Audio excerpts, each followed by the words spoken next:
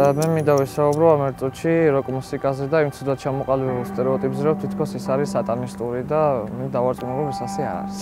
მე ახლა ძალიან ძნელი ადამიანი საერთოდ დავარწმუნო, რომ ესეთ დიდი ჯგუფები როგორიც არიან Pink Floyd, Led Zeppelin, Deep Purple, იგივე Rainbow, Queen, Beatles-ები არიან სატანისტურები, როცა ამ ხელა შედევრებს ქმნიდნენ ყოველთვის და მათ კონცერტებზე მუდამ დიდი ანშლაგი იყო.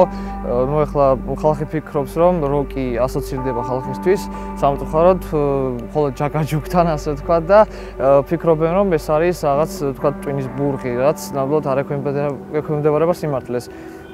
მე მინდა ურჩიო ამ ხალხს, რომ გადაავლონ თვალე იგივე Pink Floyd-ის მუსიკას, იგივე Led Zeppelin-ის მუსიკას და დარწმუნდებიან, რომ ეს ასე არ არის.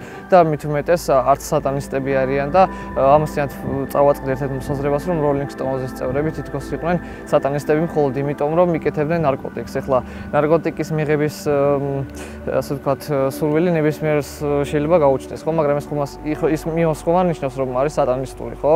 ასე ვთქვათ, მინდა ურჩიო, რომ მეტი მოусმინონ როკში და მეტად ინფორმაციულები გახდნენ. წარმატებას გისურვებთ.